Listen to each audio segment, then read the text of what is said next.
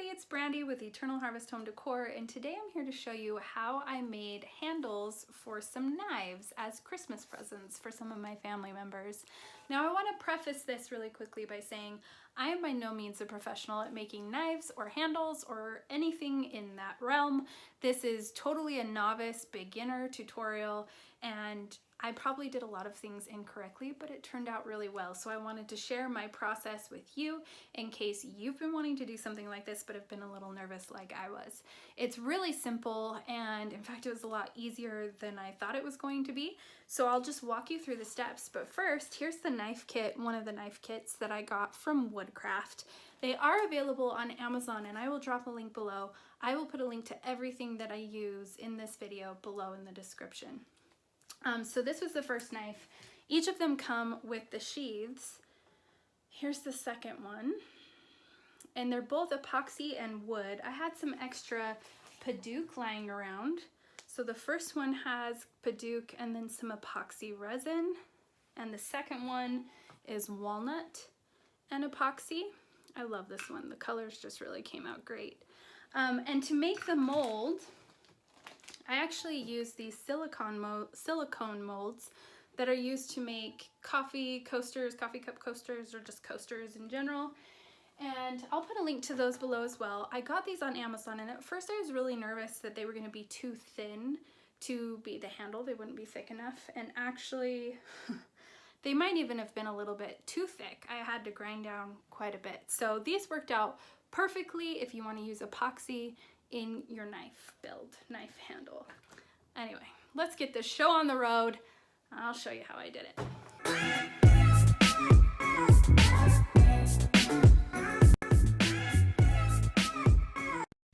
So I started off by hitting my local Woodcraft, where they had a ton of knife kits available to choose from with different options. I picked mine and ran home. So I had some black diamond pigments lying around, which I played around with to decide what color. And then I also had some Clear Cast 7000 resin lying around. It's from the Epoxy resin store. I really love this resin. It dries really clear and really hard, and actually pretty fast for something like this. So it's perfect for making a quick cast. I just used some plastic cups that I got from the grocery store, and I follow the mixing instructions that are on the bottle exactly. And for this one, you pour the resin into the hardener, and you need to mix for quite a while. So of course I sped up the video for you. You're welcome. You want to make sure and wear gloves as well, and baby wipes help a ton when you're dealing with resin if you get something on you. Now I decided to go with blue to go with this Padauk. I had some Padauk lying around in my shop, and I decided I wanted to mix the two, resin and the hardwood, for the handle of my first knife. So I wanted to clamp those down so no epoxy would get underneath. And then I actually put some gold alcohol ink in the bottom of the mold. I was just testing this out and experimenting, and then I poured the resin on top. Ultimately, this didn't work. I actually ended up grinding down the gold, and so there were just little specks that were left on the knife. But overall, it worked really well. So once you've poured that in there, you can use a heat gun to pop those bubbles and then give it a few hours to cure. Next, on the walnut one, I used the same resin, and I decided to go with a green and a blue. And I poured them in at the same time because I really didn't want them to mix together much and get muddy. I wanted to have the two colors distinctly. It worked pretty well. Do the same thing, use your gun, get the bubbles out, and then walk away for 4 hours or so. I gave that about 24 hours to cure and came back to demold. This is one of the most fun parts about working with resin, when you get to pull that mold off and see the final product. And I loved the gold in this, and I wish I would have dropped it into the resin itself instead of putting it on the top of the mold, because when I began grinding away at the knife, that all eventually disappeared. But it was really pretty. Next is the walnut mold. And this one I did in the square mold because the handle's quite a bit smaller. The colors stayed distinctly apart, and now the trick is deciding which direction you want your knife handle to go and where you want your wood versus epoxy placed on the handle.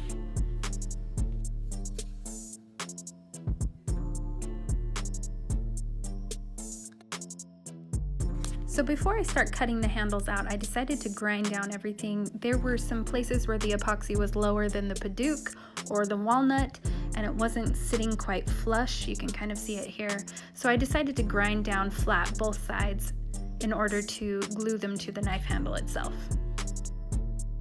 Now you can use a belt sander or a hand sander, but this is where having an oscillating sander really comes in handy. It made quick work of these molds. Once everything was flattened, I was able to take my knife handle and trace onto the molds the handle in order to cut it out.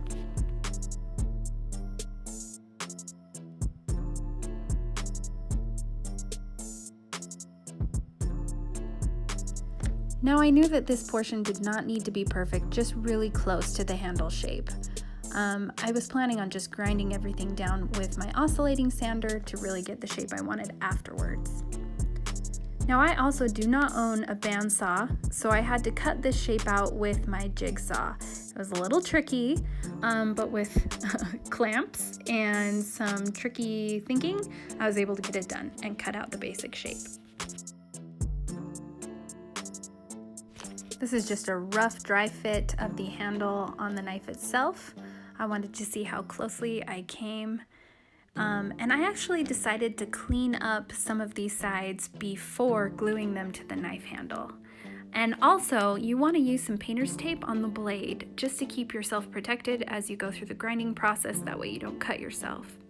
Now here I'm going to trace and cut out the second handle.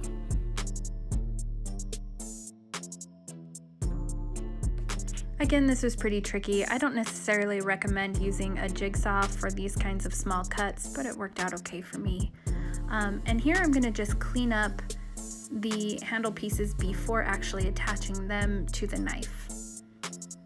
Now I'm going to grab my 5-minute epoxy blend here. It's a 2-part epoxy mix, and it takes about 5 minutes to cure. So I mixed that up and decided to glue just one side of the knife to the handle first.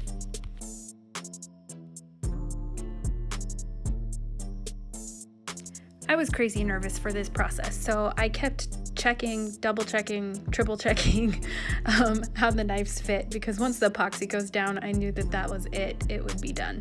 So once I got it where I liked it, I went ahead and mixed up the epoxy and put a thin coat on the handle and attached the knife itself to that. Now I decided to just attach one side at a time so that I would know exactly where to drill my holes for the pins later on. One thing that I want to say, if you do end up making one of these knives, you only need a thin coat of epoxy. I think that first round I used a little too much, so just do a thin coat of epoxy down first. Then you can just use a drill bit and drill right where those holes are already marked in the knife itself. This takes out a lot of the guessing work as far as trying to figure out where pins will go later on. So this helped a ton, and I would definitely recommend it.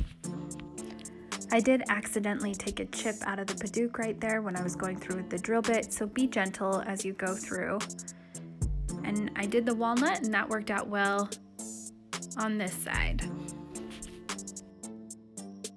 So drilling those holes this way will make it a lot easier to attach the other side with epoxy, and then I can drill the pinholes through this side knowing exactly where they need to be. So I clamped, dry fitted, there's no epoxy in this right now. I clamped the two sides together, and then I clamped that to my workbench, and I went ahead and drilled the holes in the handle for the other side.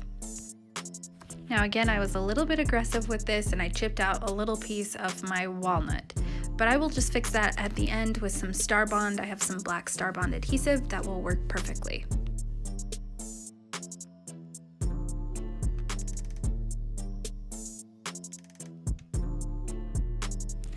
Alrighty, I took out my epoxy again and mixed some of that up. I left the pins in place on the one side so that I'd know exactly where to attach the top pieces. I put that into the grooves of the pins and then clamped the knife together. I let that sit for 24 hours.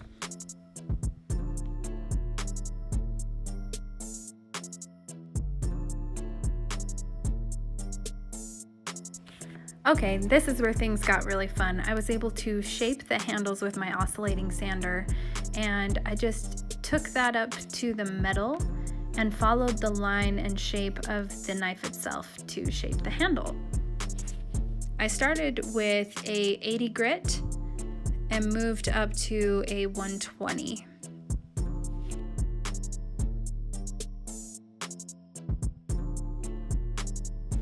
Don't worry about roughing up the acrylic or the epoxy as you're going about this process. You'll be able to polish that down and make it really shiny. I got a little nervous with that part, but it turned out really beautifully. Once I had the basic shape done on the oscillating sander, I brought them over to my workbench and clamped them down and started going through the polishing process. I went from 220 and sanded each handle all the way up to 400. This part is a little tedious and kind of a long process, and if you've been following me for a while, you know how much I love sanding. I hope you heard the sarcasm. I actually really hate it. But it was really fun to watch these take shape, and the finer the grit, the more shiny they became. And I did pop them with water a few times to raise the grain and continue sanding.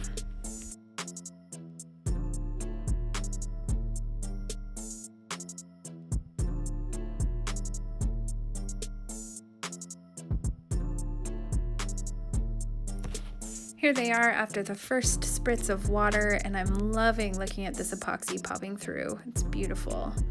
And this is all the gold that was left from that little bit of alcohol ink that I put in there. It all grinded down, but it's still fun. Klingspor sent me out this sampler pack that had all the grits that I needed for this entire process. Except for the epoxy polishing portion, which I grabbed some 1500 and 2000 grits to really polish off that epoxy. Next, I used this Starbond CA glue to fill in those portions that I popped out. If you have an accelerator, this stuff dries so fast. So you just put your CA glue right where you need it and give it a little spritz from the accelerator, and it'll dry within seconds. So this one I blew out a bigger chunk, so I taped it off and did this in 2 steps. I put the CA glue and some accelerator, checked it after a few seconds, and then did a second layer of CA glue and then sprayed it with the accelerator. After this, I just needed to repolish and reshape just that section, and it actually turned out really great.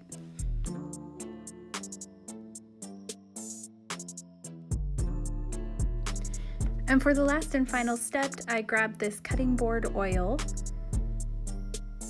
and added a little bit to the handle to really make the color pop and give that wood a nice oil finish. Now you just let it sit and soak in for about 20 minutes and then wipe it dry. And that is it, you guys. Thanks so much for watching, and as always, if you have questions or comments, drop them in the comment section below. Don't forget to like and subscribe. It helps me out a ton, and let me know if you make my projects. I always want to see them. You can always tag me on Instagram. I'm also on Facebook and TikTok. I'll see you guys later, and I hope you have a Merry Christmas.